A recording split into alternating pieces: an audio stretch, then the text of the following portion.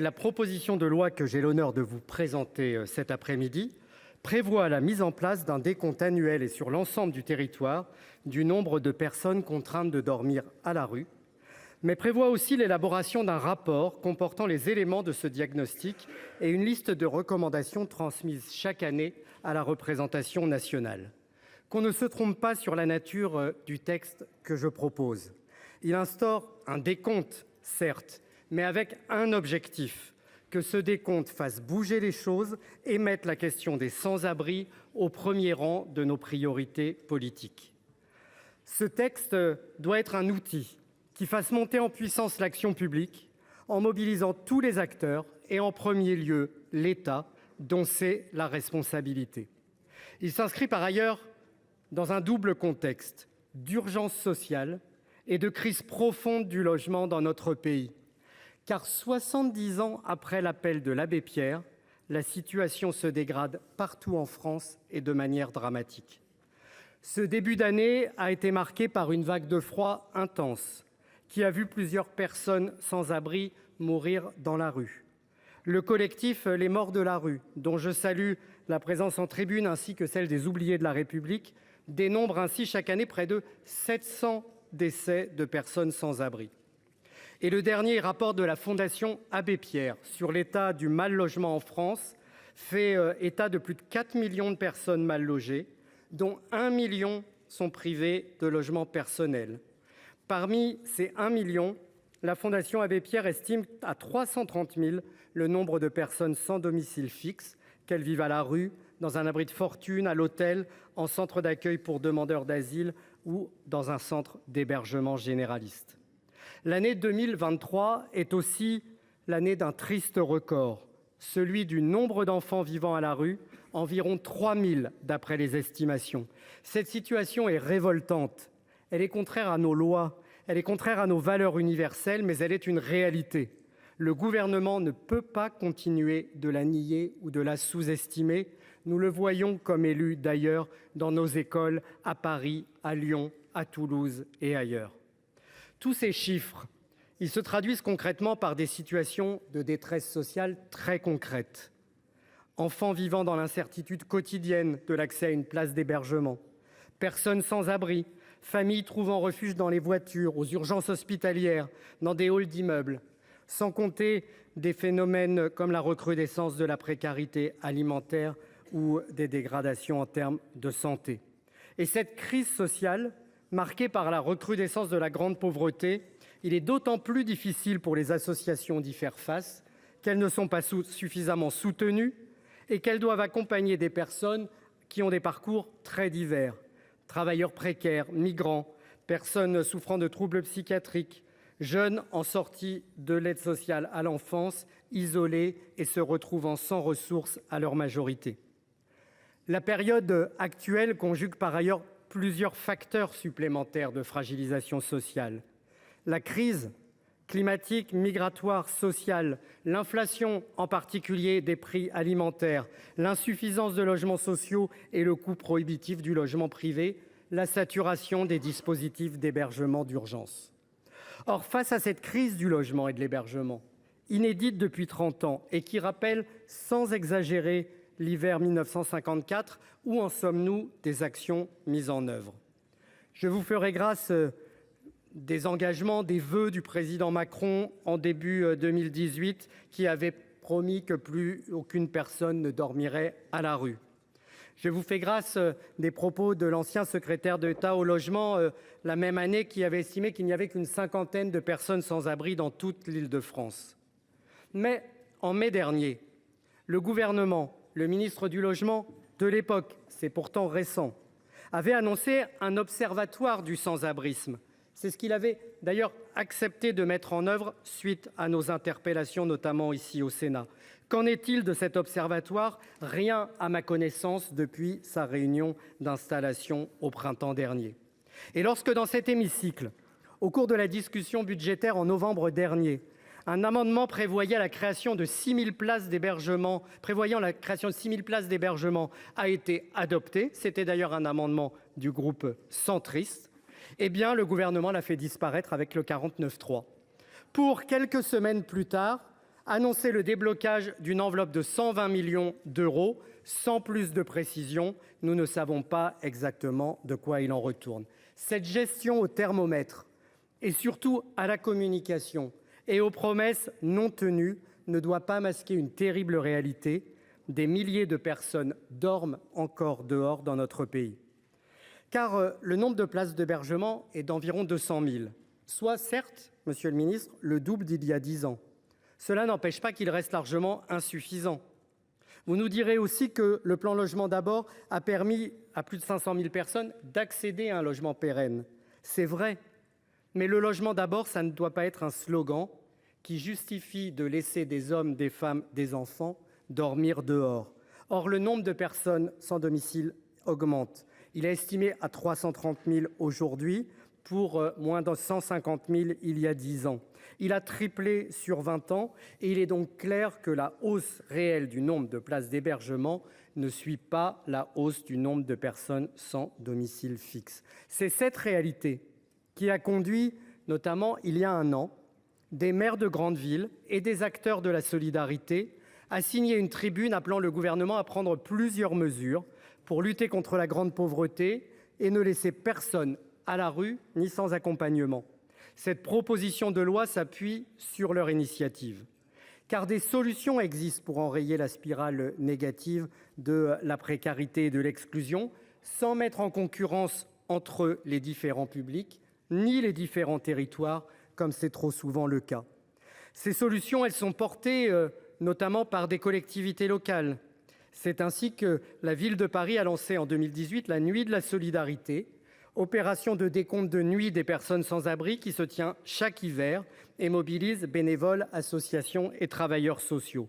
Cette opération, elle permet de mieux appréhender les besoins des personnes, le but étant de faire progresser les dispositifs locaux d'accompagnement, d'hébergement et d'insertion. Elle permet aussi d'interpeller l'État sur l'insuffisance de son action en matière d'hébergement. Ces informations, elles sont d'autant plus précieuses que la connaissance du sans-abrisme reste insuffisante dans notre pays, mais aussi qu'elles sortent les personnes concernées de l'invisibilité et mobilisent l'ensemble de la société en faisant participer les citoyens bénévoles. D'autres villes que Paris se sont emparées de l'initiative ces dernières années, partout en France. Et le texte que je présente permet donc de prolonger cet élan en le généralisant, d'autant que c'est à l'État qu'en revient la responsabilité politique. Chers collègues, pendant la période de confinement du Covid, quand le mot d'ordre était de rester chez soi, l'État, avec l'aide des communes, a ouvert des places pour permettre à presque toutes les personnes sans abri de trouver un refuge. Le défi a été relevé à ce moment-là. Même la Cour des comptes a reconnu l'efficacité de la dépense publique engagée à cette fin.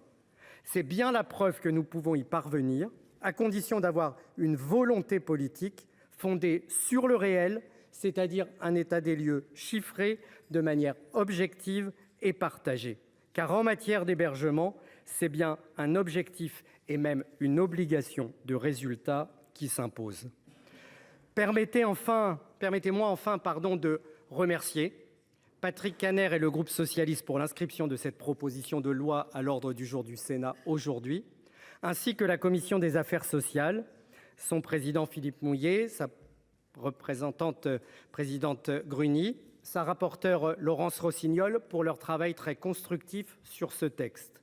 Adopter cette proposition de loi constituerait un progrès important vers le diagnostic et l'identification des moyens nécessaires sur chaque territoire, un levier pour que l'action publique soit à la hauteur de l'enjeu et que personne ne soit contraint en 2024 et ensuite de dormir à la rue dans notre pays. La proposition de loi que notre collègue Rémi Féraud vient de vous raconter vise à instaurer sur tout le territoire français des décomptes de personnes sans abri chaque année pendant la nuit. Avant de vous présenter le contenu de ce texte et la position de la commission, il me semble utile de rappeler ce qui, au sens de l'Insee, distingue sans domicile de sans-abri. Une personne est considérée sans domicile lorsqu'elle a dormi la nuit précédente dans la rue ou dans un lieu non prévu pour l'habitation, comme une tente, un bidonville, un parking, un parc, ou bien dans un hébergement généraliste comme un lieu d'hébergement d'urgence, un hôtel ou un centre pour demandeurs d'asile. Une personne est considérée comme sans-abri lorsqu'elle passe régulièrement la nuit dans la rue ou dans un lieu non prévu pour l'habitation. Naturellement, ces catégories se recoupent partiellement, sont pas figées, sont même fluides dans le parcours d'un individu, une personne pouvant passer alternativement de l'un à l'autre. Rappelons que la politique d'hébergement est une compétence de l'État, dont le pilotage est assuré par la délégation interministérielle à l'hébergement et à l'accès au logement, plus connue sous le nom de DIAL. Depuis 2017, des efforts ont été faits pour améliorer ce pilotage. Priorité est désormais donnée à l'accès au logement des personnes sans abri via les plans Logement d'abord. Le nombre de places d'hébergement est passé d'environ 149 000 à 203 000 en 2022. Et le gouvernement affiche depuis 2021 la volonté de rompre avec une gestion au thermomètre, c'est-à-dire l'ouverture de places supplémentaires lors d'épisodes de grand froid qui conduit à des ruptures de parcours lorsque ces moyens temporaires cessent d'être déployés.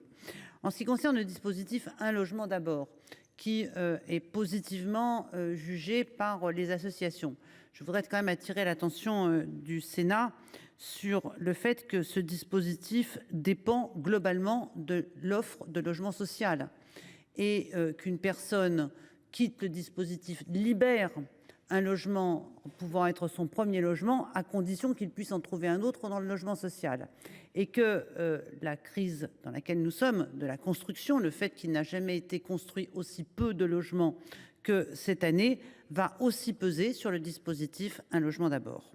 Les indicateurs et les données dont dispose l'État pour piloter ses politiques de prévention et de lutte contre le sans-abrisme ne permettent pas d'élaborer un diagnostic suffisamment précis.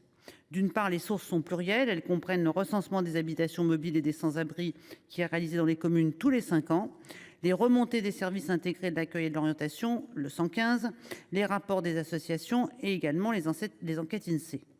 Ces enquêtes INSEE dites sans domicile sont irrégulières, très irrégulières. La dernière date de 2012 et ne comporte pas de données territoriales, tandis que les résultats de la prochaine étude ne seront connus qu'en 2027. 15 ans, vous noterez, et tout le monde en a conscience, qu'en 15 ans, la situation du sans-abrisme a changé. Je ne sais pas si on va dire qu'elle a évolué ou plutôt qu'elle s'est dégradée. Par ailleurs, les données concernant les Outre-mer n'y sont pas incluses. On retrouve de semblables enjeux de comptage en matière de violences faites aux femmes, pour ceux qui s'étonneraient et qui diraient mais pourquoi un deuxième comptage? Il y a celui de l'INSEE. En matière de violences faites aux femmes, alors qu'il y a des enquêtes nationales comme l'enquête Envef ou l'enquête Virage qui a été faite en France en 2015, nous avons parallèlement un décompte annuel en temps réel des féminicides qui sont faits, décompte annuel fait soit par des associations, soit qui est fournis par les chiffres rattachés au ministère de l'Intérieur et qui chaque année viennent préciser et nous permettent d'avoir un tableau de bord régulier, ce que ne permettent pas les enquêtes de genre Envef ou Virage et en l'espèce, en ce qui concerne les sans-abri, l'enquête de l'INSEE. Donc le décompte des personnes qui est proposé dans la proposition de loi sera donc complémentaire des enquêtes de l'INSEE et des associations. En janvier 2018, ça a été évoqué par un instant par Rémi Féraud, je ne veux pas enfoncer le clou, mais rappelons quand même que ça a été un moment un peu de stupéfaction. Le secrétaire d'État chargé du logement avait déclaré sur une radio nationale qu'il y aurait en gros une cinquantaine de personnes sans abri en Île-de-France. Et ce qui avait bien entendu déclenché une polémique, mais surtout a déclenché une organisation du décompte. Et la ville de Paris, au mois suivant, va organiser la première nuit de la solidarité, suivant ça l'exemple de Madrid, Londres ou Bruxelles. Cette opération vise à quadriller la ville afin de décompter le nombre de personnes sans abri une nuit donnée. Elle est pilotée par les services municipaux en collaboration avec la DIAL, les secteurs associatifs, et mobilise depuis 6 ans plus de 2000 citoyens bénévoles et travailleurs sociaux. Un questionnaire est posé lorsque ça est possible aux personnes sans abri afin de recueillir les éléments sur leur situation personnelle. D'autres communes ont suivi le mouvement. En 2023, 27 villes de la métropole du Grand Paris, 15 communes en région ont organisé une nuit de la solidarité. Et concernant les villes de plus de 100 000 habitants, 16 communes sur 42 se sont portées volontaires. Mais ce mouvement n'est pas un mouvement linéaire. Les villes participantes étaient 48 en 2022, 42 en 2023. Il y a plusieurs raisons, puisque nous les avons auditionnées, qui expliquent ce phénomène. À certains endroits, la démobilisation de bénévoles, le manque de moyens humains ou le choix de certaines communes de ne pas procéder à cette opération tous les ans, ou bien leur décision de faire une pause.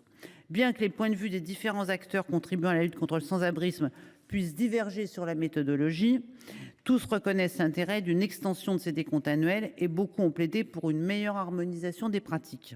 J'y vois pour ma part 4 intérêts principaux.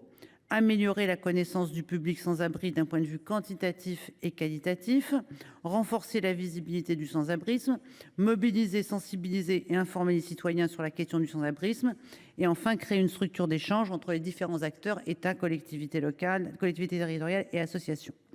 Enfin, et même comme si j'ai déjà indiqué, l'hébergement est une compétence de l'État, les communes agissent déjà au quotidien en faveur des personnes sans abri, notamment via les centres communaux d'action sociale, les CCAS, que ce soit pour domicilier ces personnes afin de faciliter leur démarche administrative, installer des bains-douches, des bagageries, des tiers-lieux dédiés à l'alimentation, à l'insertion, ou simplement des espaces pour se reposer ou charger son téléphone.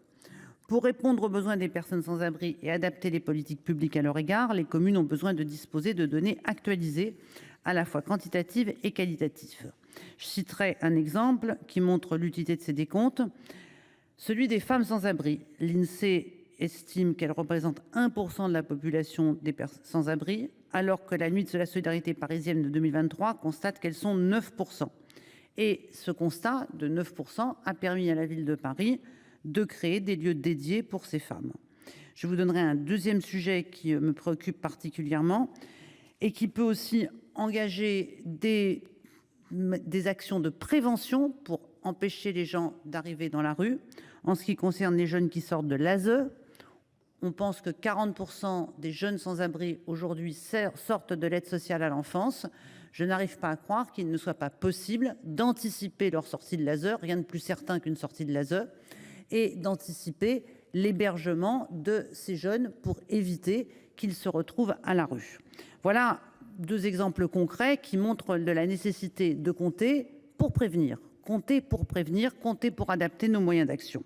J'en viens maintenant au dispositif de la proposition de loi. L'article 1 vise donc à créer pour toutes les communes une obligation de décompte annuel des personnes sans abri sur le territoire, réalisée de nuit par des travailleurs sociaux et des bénévoles. Un décret organiserait les modalités d'organisation de ces décomptes.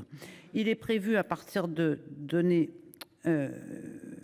collectées, d'élaborer un diagnostic territorial relatif au sans-abrisme afin d'évaluer et de piloter la politique d'hébergement d'urgence et d'accompagnement social sur le territoire. La commission a adopté un amendement afin de tenir compte des spécificités des communes rurales et de taille moyenne, tout en conservant l'objectif d'un décompte annuel national. Ainsi, grâce à l'amendement de la commission, l'organisation des nuits de la solidarité ne concernerait plus que les villes de plus de 100 000 habitants. Les communes rurales et de taille moyenne ne disposent pas toujours du tissu associatif et des ressources humaines nécessaires pour quadriller tout leur territoire. Et il ressort par ailleurs que le phénomène du sans-abrisme concerne beaucoup les métropoles, mais pas que les métropoles. La ville d'Arras, pour citer un exemple d'une grande ville, n'a pour sa part relevé que 4 personnes en situation de sans-abrisme lors de son dernier comptage, alors qu'elle est tout de même peuplée de 42 000 habitants. Donc, nous avons voulu assouplir, et pour les communes de moins de 100 000 habitants, l'obligation consisterait à transmettre chaque année au préfet du département les données relatives au nombre de personnes sans abri sur leur territoire. Elles n'auraient pas à organiser une nuit de la solidarité, mais simplement à recenser ces personnes, comme elles doivent déjà le faire tous les 5 ans, via le recensement habitation mobile et sans-abri. Le préfet serait ensuite chargé d'établir un diagnostic territorial. Enfin, au niveau national, la DIAL coordonnerait et centraliserait les données. En outre, la commission a proposé que le Conseil national des politiques de lutte contre l'exclusion, la pauvreté et l'exclusion sociale, le CNLE, rende un avis sur le décret organisant les modalités d'organisation des décomptes. L'article 2 propose que le gouvernement remette au Parlement un rapport annuel d'évaluation nationale des politiques de prévention et de lutte contre le sans-abrisme à partir des données collectées lors des décomptes mentionnés à l'article 1er. Ce rapport comprendra une présentation nationale des résultats diagnostiques et une liste de recommandations à mettre en œuvre en matière de planification et de développement de l'offre. La commission a souhaité que le CNLE rende également un avis sur ces recommandations. Mes chers collègues, la commission a adopté cette proposition de loi ainsi amendée et je m'en félicite. Alors que l'actualité nous rappelle, comme chaque année, combien la question du sans-abrisme mérite des politiques publiques plus adaptées aux réalités et aux besoins. Et pour bien agir, il faut d'abord connaître. C'est ce que nous proposons avec cette PPL. Cette proposition de loi à l'initiative de notre collègue Rémi Féraud et soutenue par le groupe socialiste, écologiste et républicain vise à instaurer dans l'ensemble des communes du territoire français un décompte des personnes sans abri une fois par an et de nuit. En ce début d'année 2024, la vague de grand froid a eu des conséquences mortelles pour les personnes sans abri, avec au moins 4 décès enregistrés. Ces tragédies ne sont pas des cas isolés. Le collectif Les Morts dans la rue publie un rapport en 2022 répertoriant au moins 624 décès de personnes sans abri ou résidant dans des structures d'hébergement temporaire. La question des personnes sans abri, c'est une réalité déchirante et persistante qui ne peut être ignorée. Ces personnes sont des femmes, des hommes et surtout des enfants, souvent en bas âge. L'auteur de la loi les a chiffrés à 3000. Selon le dernier rapport de la Fondation Abbé Pierre, la France compte actuellement 330 000 personnes sans domicile, soit une augmentation de 130% depuis 2012. La situation du logement est alarmante, avec un total de 4,15 millions de personnes considérées comme mal logées.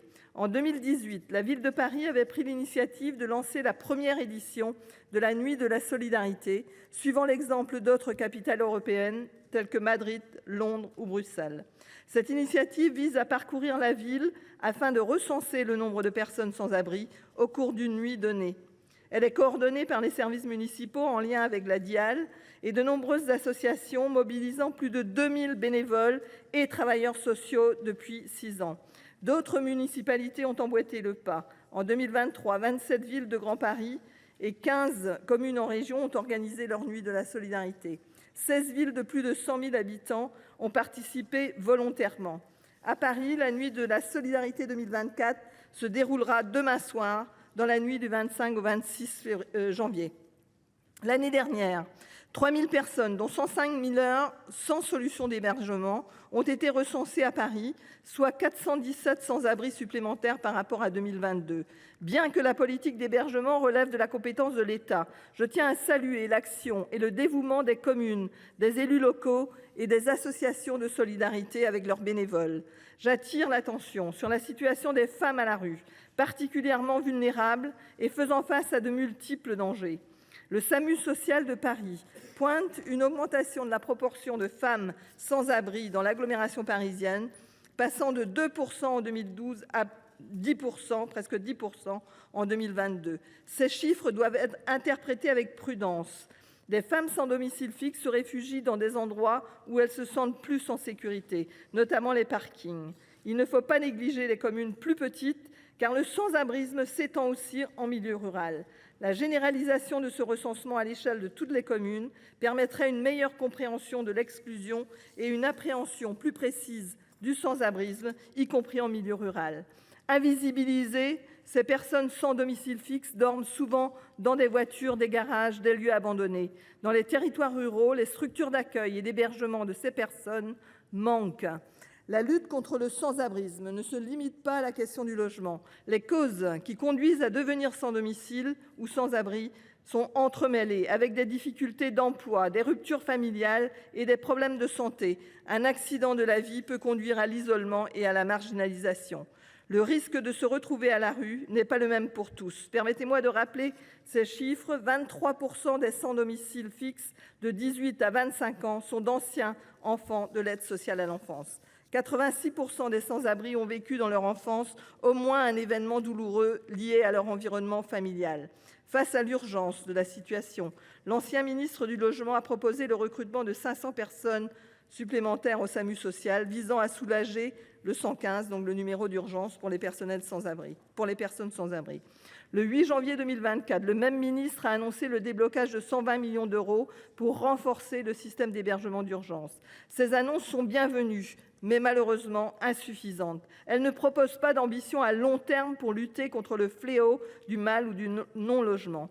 Nous devons construire une politique structurelle d'accompagnement de ces personnes qui subissent ces situations en lien avec les associations. Je tiens à saluer le travail de la rapporteure, notre collègue Laurence Rossignol, pour avoir fait évoluer ce texte avec plus de souplesse dans l'application et dans la recherche d'un consensus ici au Sénat.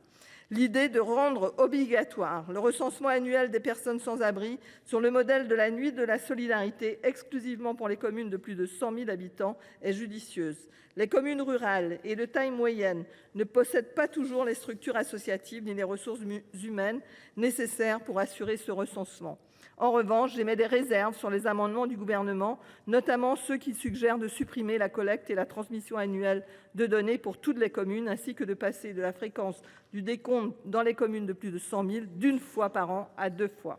Ces amendements altèrent la nature du texte initial et semblent sous-estimer l'ampleur du phénomène ainsi que les mesures nécessaires pour lutter contre la précarité du logement. Je remercie Rémi Féraud et, à l'initiative de cette proposition de loi, compter pour mieux connaître et pour mieux combattre la précarité, afin d'éviter que les personnes vulnérables ne basculent dans la grande pauvreté au risque de se retrouver à la rue. Après le recensement, il s'agira d'en tirer les conséquences. En termes de prévention et d'offres d'accompagnement, nous plaidons en faveur d'une réévaluation des minima sociaux en réponse à l'inflation, de l'extension du RSA aux jeunes et une vraie politique de protection de l'enfance.